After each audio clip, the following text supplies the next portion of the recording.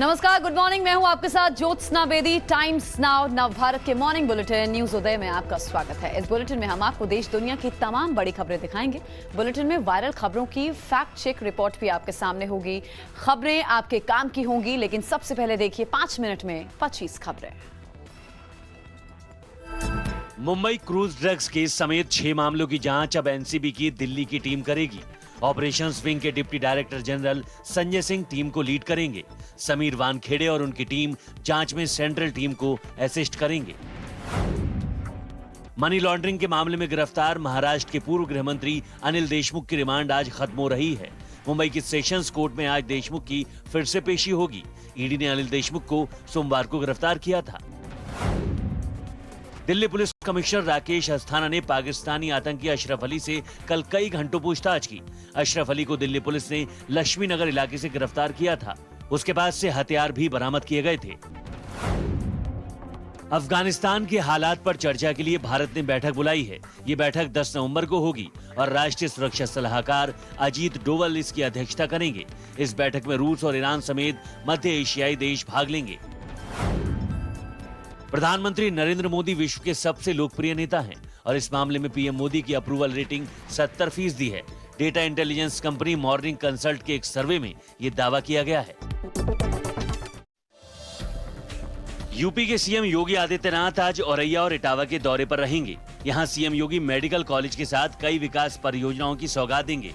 इटावा में तैयार प्रदेश के 6वें सेंट्रल जेल का लोकार्पण करेंगे।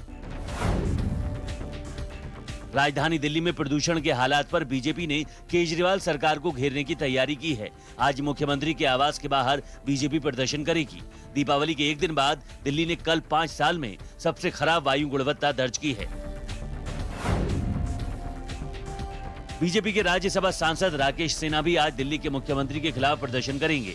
आरोप है कि दिल्ली विश्वविद्यालय के 12 कॉलेजों में शिक्षकों को 5 महीने से वेतन नहीं मिला है। प्रोफेसर राकेश सिन्हा ने इस संबंध में मुख्यमंत्री को चिट्ठी भी लिखी थी।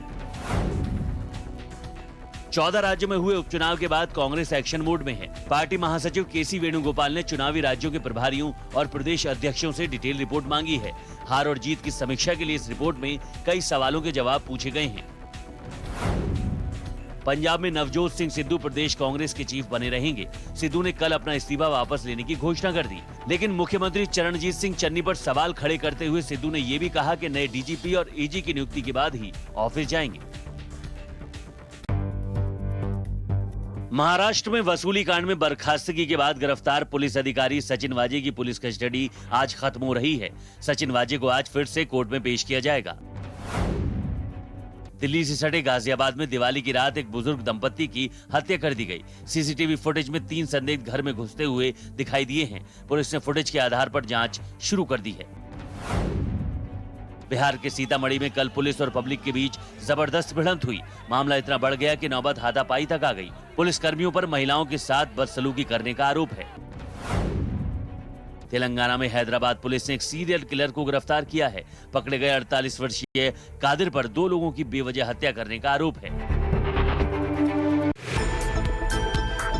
कोविड टीके की दोनों डोज ले चुके विदेशी नागरिकों के लिए अमेरिका 8 नवंबर से सभी यात्रा प्रतिबंध खत्म करेगा, लेकिन अमेरिका की उड़ान में सवार होने से पहले यात्रियों को कोरोना नेगेटिव रिपोर्ट दिखानी होगी। अमेरिकी दवा कंपनी फाइजर ने दावा किया है कि उसकी एंटीवायरल गोली से अस्पताल में भर्ती होने और जान जाने का जोखिम 89% तक कम हो जाता है। फाइजर का यह दावा प्रतिस्पर्धी कंपनी मर्क की तरफ से लाई गई टैबलेट के बाद आया है। यूरोप और मध्य एशिया में कोरोना की वजह से लगभग 5 लाख मौतें और हो सकती हैं। WHO के यूरोपीय क्षेत्रीय निदेशक डॉक्टर हैंस क्रूज ने इसके लिए लोगों की लापरवाही, मास्क न लगाने और वैक्सीन न लगवाने को जिम्मेदार ठहराया है। चीन के कई शहरों में प्रदूषण से हालात खराब होते जा रहे हैं। राजधानी बीजिंग में विजिबिलिटी कम होकर 200 मीटर तक दर्ज की गई है। धुंध और जहरीली हवा के चलते तमाम बड़े हाईवे और स्कूलों के प्लेग्राउंड्स बंद कर दिए गए हैं। सूडान के प्रमुख राजनीतिक दलों में से एक ने देश की सेना पर दबाव बनाने के लिए अंतर्राष्ट्रीय समुदाय से गुहार लगाई है, ताकि बातचीत के जरिए समस्याओं का समाधान निकाला जा सके। सूडान में 2 हफ्ते पहले ही तख्तापलट हुआ है। देश में खाने के तेल के दाम में कमी आ सकती है। सरकार ने इन तेलों पर लगने वाला आयात शुल्क 2.5% से घटाकर 0 कर दिया है। इसके अलावा एग्री सेस भी कम किया गया है। Uttar Pradesh power corporation limited ने कैंप सहायक ग्रेड के 3 पदों पर भर्तियां निकाली हैं। इन पदों के लिए आधिकारिक वेबसाइट के जरिए 9 नवंबर 2021 तक आवेदन किया जा सकता है। सीबीएसई ने 10वीं और 12वीं के टर्म 1 एग्जाम को लेकर दिशा निर्देश जारी किए हैं। इसके मुताबिक छात्रों के रोल नंबर 9 नवंबर तक वेबसाइट पर अपलोड कर दिए जाएंगे। सर्दी के मौसम को ध्यान में रखते हुए परीक्षा समय में भी बदलाव किया गया है। त्योहारों पर रेलवे ने कई फेस्टिव स्पेशल ट्रेनें चलाई हैं। अब 10 जोड़ी स्पेशल ट्रेनों के डिब्बों की अस्थायी बढ़ोतरी की जा रही है ताकि भीड़ की वजह से यात्रियों को सफर के दौरान किसी तरह की दिक्कत न हो। झारखंड में खेतीबाड़ी को बढ़ावा देने के लिए नीलांबर पीतांबर जल समृद्धि योजना शुरू की गई है।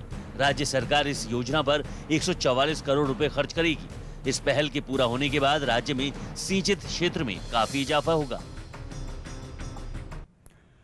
एनसीबी के जोनल डायरेक्टर समीर वानखेड़े को आर्यन केस से हटाए जाने के बाद आज दिल्ली एनसीबी की एक टीम मुंबई पहुंच रही है। ये टीम आर्यन खान केस और 5 बाकी मामलों के साथ मुंबई जोन के 6 केस की जांच करेगी। इस टीम को एनसीबी के DDG operation Sanjay Singh head करेंगे। एनसीबी के south western deputy DG Mutha Ashok Jain के मुताबिक हमारे जोन के कुल 6 केस की अब दिल्ली की एनसीबी टीम जांच करेगी, जिसमें आर्यन खान केस के साथ 5 और केस शामिल होंगे। उन्होंने बताया कि ये एक प्रशासनिक फैसला है। इधर समीर वानखेड़े ने टाइम्स नाउ नवभारत से एक्सक्लूसिव बातचीत में कहा कि मुझे जांच से हटाया नहीं गया है।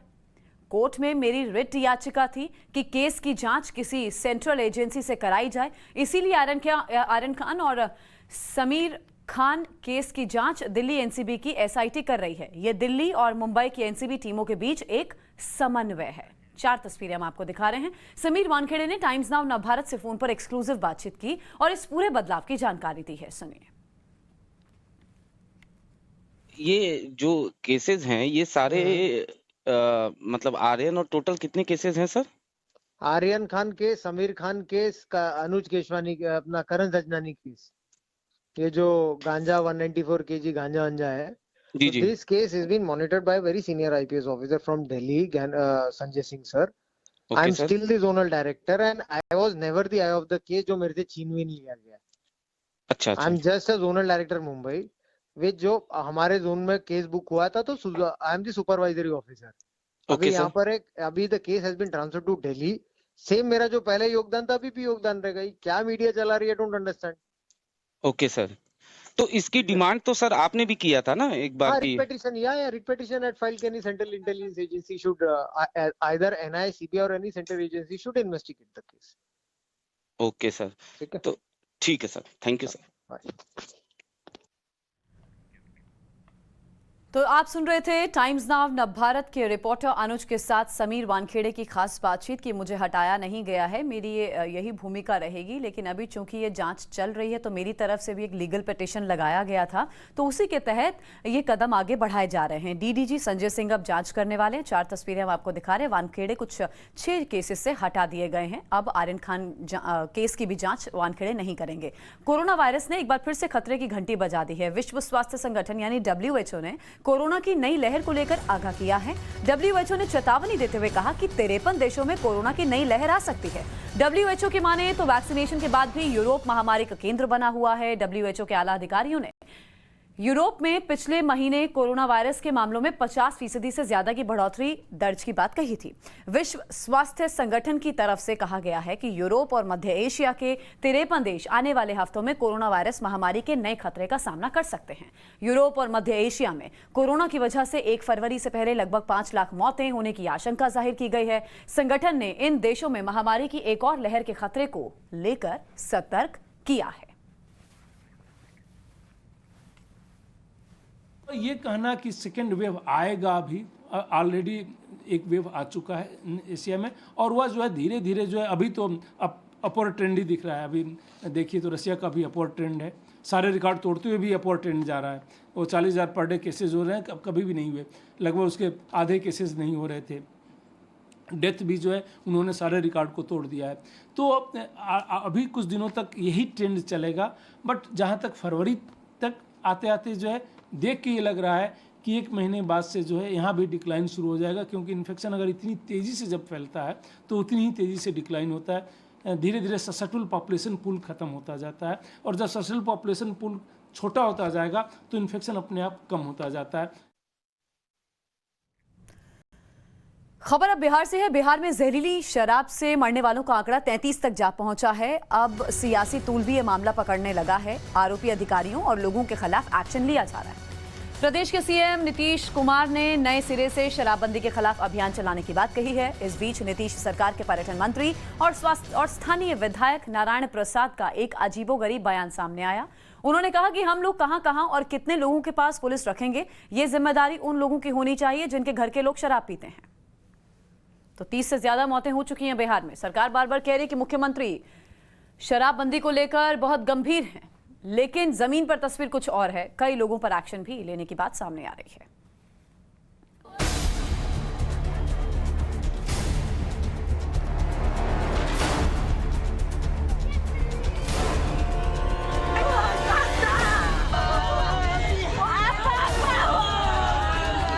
ये जहरीले शराब के बारे में कह देते हैं कि देख लीजिए कि क्या स्थिति है। बिहार में गड़बड़ चीज पीकर 21 लोगों की मौत हो गई। नीतीश कुमार चुप हैं। हम लोग बार बार कह देते हैं कि अगर गलत चीज को ग्रहण करिएगा तो ये नौबत आएगी। गड़बड़ चीज पीकर दीपावली पर 21 घरों के चिराग बुझ गए और नीतीश कुमार की पुलिस को पता भी नहीं चला कि गांव तक गड़बड़ चीज पहुंची कैसे। शराबबंदी लागू है, अगर इस तरह से कुछ करिएगा तो आपको अब किस तरह से शराब लोग बना करके और कैसा गंदे तरीके से काम कर रहा है कि लोग चले जा रहे हैं। नीतीश कुमार को गड़बड़ चीज दिखती है, उससे होने वाली मौत पर मजाकिया लिहाज में वो जवाब दे जाते हैं, लेकिन उन्हें अपने सिस्टम में गड़बड़ी नहीं दिख रही है, जिससे गुजरते हुए गड़बड़ चीज लोगों तक पहुंच रही है। नीतीश कुमार तो नीतीश कुमार, उनके नेता मंत्री उनसे 2 कदम आगे हैं। देखिए, सूबे में घटित जहरीली शराब कांड अपोजिशन की एक साजिश का परिणाम है। जहरीली शराब के आड़ में बहुत बड़े एक साजिश दिखाई दे रही है। वो साजिश क्या है कि पीने वाले गरीब तबके के लोग होते हैं, किसी जाति धर्म मजहब के हो वो गरीब होता है। हम लोगों ने जागरूकता अभियान में लोगों की भी गलती है कि जो इस तरह के कुछ लोग जो अवैध शराब का सेवन करना चाहते हैं। बिहार के नेताओं से, इन मंत्रियों से काम की बात करना बेईमानी है, लेकिन इन्हें राजनीति करनी बहुत अच्छे से आती है। 21 लोगों की मौत हो गई है और ये कह रहे हैं कि विपक्ष की साजिश है। दूसरे कह रहे हैं लोगों की ही गलती है। अपनी गलती मानने को ये राजी ही नहीं है।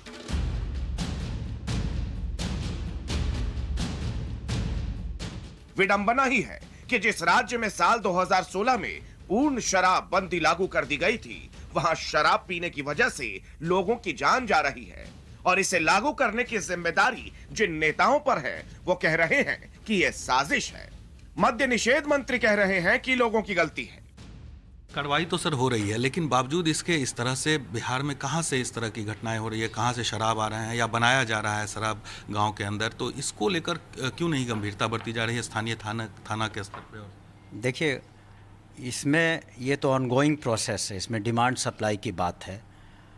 हम लोगों ने जागरूकता अभियान में लोगों की भी गलती है कि जो इस तरह के कुछ लोग जो अवैध शराब का सेवन करना चाहते हैं, जबकि कानूनन ये अपराध है।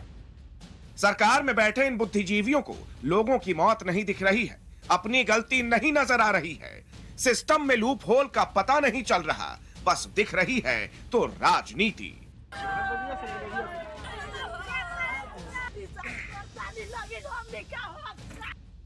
अब जीतन राम मांझी की पार्टी हम के प्रवक्ता दानिश रिजवान का यह पूरा बयान सुनिए। देखिए, सूबे में घटित जहरीली शराब कांड अपोजिशन की एक साजिश का परिणाम है। जिस तरीके से उपचुनाव में अपोजिशन का बुरा हाल हुआ, उससे बाद सरकार की किरकिरी कराने के लिए इस तरह की घटना को अंजाम दिलवाया जा रहा है कि जो लोग सरकार को बदनाम करने के लिए इस तरह की साजिश रच रहे हैं, उनको सरकार जल्द ही बेनकाब करेगी और हम किसी को छोड़ने वाले नहीं हैं। आप अगर गरीबों को मारिएगा तो हम उसका पूरा बदला लेंगे। हम न्यायिक व्यवस्था के साथ चलने वाले लोग हैं। दानिश जी कह रहे हैं कि विपक्ष की साजिश है। सवाल तो इनसे यह है कि आपकी पुलिस क्या कर रही थी? आप चिन्हित करके कार्रवाई करने की बात कर रहे हैं, लेकिन यही कार्रवाई गोपालगंज और बेतिया में शराब पहुंचने से पहले क्यों नहीं की गई? जब शराब बेची जा रही थी तब क्यों नहीं कार्रवाई हुई? 21 लोगों की जान जाने के बाद आपको कार्रवाई की बात क्यों याद आ रही है?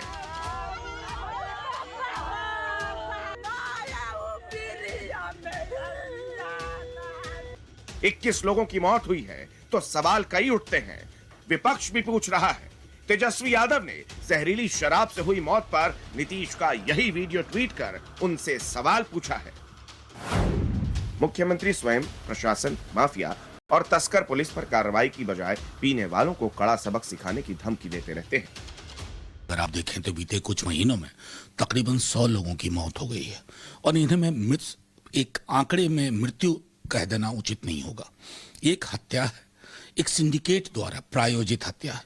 वो सिंडिकेट गांव की गलियों से लेकर के पटना के सत्ता शीर्ष तक पहुंचता है।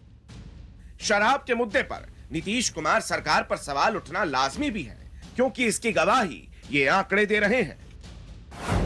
साल 2021 में जहरीली शराब पीने की वजह से 90 लोगों की मौत हुई है। जहरीली शराब पीने से कई लोगों की आंख की रोशनी चली गई। जुलाई 2021 में पश्चिमी चंपारण में 15 लोगों की मौत हो गई थी। अप्रैल 2021 में नवादा में 10 लोगों की जान चली गई। फरवरी 2021 में मुजफ्फरपुर में जहरीली शराब की वजह से 5 लोगों की जान गई। ये मौत के आंकड़े वो हैं जो रिपोर्ट किए गए। असल मौत का आंकड़ा तो इससे कहीं ज्यादा हो सकता है। जनता की भी जिम्मेदारी है कि शराब पीना और शराब की बिक्री को रोकने में सरकार का साथ दे। लेकिन अगर राज्य के मुख्यमंत्री ही कहेंगे कि पियोगे तो मरोगे ही, तो ऐसे में बिहार का क्या हाल होने वाला है ये कहा नहीं जा सकता। Saket Kumar, Patna, times now, Navbharat. और अब देखिए आपके राज्य की खबर। यूपी के सीएम योगी आदित्यनाथ आज औरैया और इटावा के दौरे पर रहेंगे। इस दौरान वो कई योजनाओं का शिलान्यास और लोकार्पण करेंगे। योगी सबसे पहले औरैया जाएंगे, जहां वो 280 करोड़ रुपए की लागत से बनाए जा रहे राजकीय मेडिकल कॉलेज का शिलान्यास करेंगे। इस मेडिकल कॉलेज में मरीजों के इलाज के लिए 500 बेड का इंतजाम किया गया है। साथ ही शैक्षणिक सत्र 2022-23 के लिए MBBS की 100 सीटें भी शामिल की गई हैं। इसके अलावा मुख्यमंत्री 109 करोड़ रुपए की लागत से बनने वाली 12 विकास योजनाओं का भी लोकार्पण और शिलान्यास करेंगे।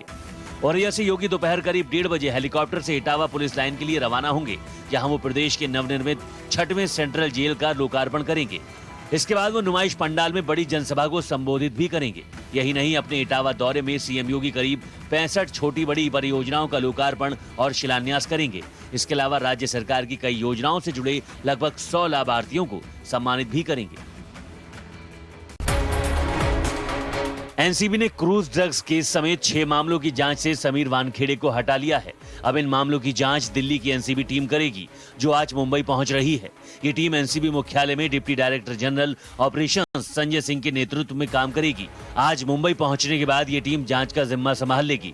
वहीं एनसीबी की तरफ से इस मामले में एक प्रेस नोट भी जारी किया गया है, जिसमें कहा गया है कि मुंबई एनसीबी में किसी भी अधिकारी को उनकी मौजूदा भूमिकाओं से हटाया नहीं गया है और जब तक कोई अगला आदेश जारी नहीं किया जाता तब तक वो जरूरत के हिसाब से जांच में सहायता करना जारी रखेंगे। आपको बता दें कि एनसीबी ने शाहरुख खान के बेटे आर्यन खान और बाकी आरोपियों को 2 अक्टूबर की रात को क्रूज पर ड्रग्स पार्टी करने के आरोप में गिरफ्तार किया था, जिसके बाद आर्यन को जेल भेज दिया गया था। 30 अक्टूबर को आर्यन खान जेल से जमानत पर बाहर आ चुका है। इस मामले में समीर वानखेड़े पर गवाह नंबर 1 प्रभाकर सेल ने वसूली का आरोप लगाया था, जिसके बाद से ही एनसीबी के जोनल डायरेक्टर समीर वानखेड़े की परेशानी बढ़ गई और उन्हें जांच का सामना करना पड़ रहा है। 100 करोड़ के वसूली कांड और मनी लॉन्ड्रिंग के आरोप में गिरफ्तार महाराष्ट्र के पूर्व गृह मंत्री अनिल देशमुख की रिमांड आज खत्म हो रही है, जिसके बाद आज उन्हें कोर्ट में पेश किया जाएगा।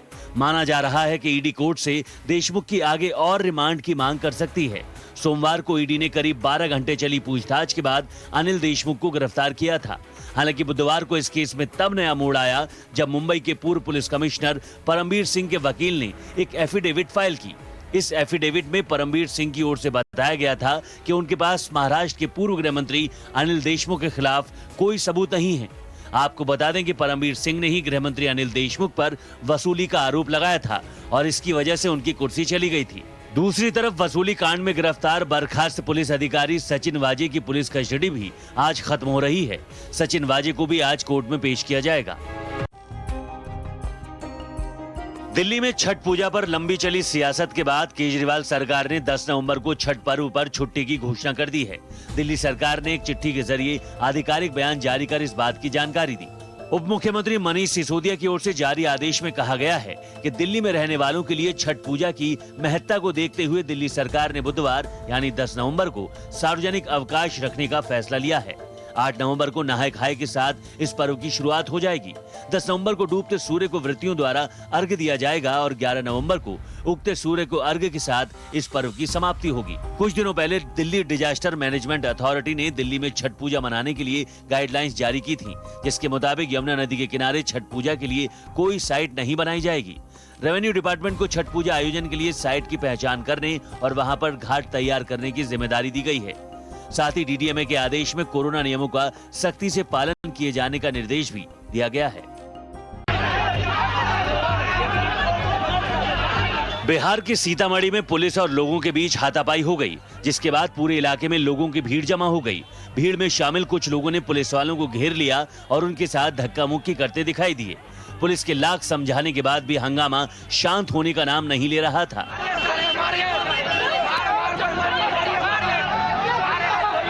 आरोप है कि पुलिस वालों ने जेडीयू नेता शोभा गुप्ता के बेटे मनीष गुप्ता की गाड़ी को रोका था, जिसके बाद गाड़ी के ड्राइवर के साथ पुलिस वालों की काफी बहस भी हुई। मनीष गुप्ता और उनकी मां भी मौके पर पहुंच गई। आरोप है कि इस दौरान पुलिस ने दोनों से बदसलूकी की, जिसके बाद वहां मौजूद उनके समर्थकों का पारा चढ़ गया और फिर बवाल काफी बढ़ गया। इस दौरान वहां पर लंबा जाम भी लग गया। हालांकि बाद में पुलिस ने किसी तरह मामले को शांत कराया और रास्ते को खुलवाया। ट्रैफिक के लेकर के कुछ जब कि जाम तो लगा ही रहता है, ट्रैफिक बना रहा था उसी और इसी के साथ इस बुलेटिन में बस इतना ही। एक छोटे से ब्रेक के बाद जल्द लौट रहे हैं। आप देखते रहिए टाइम्स नाउ नव भारत।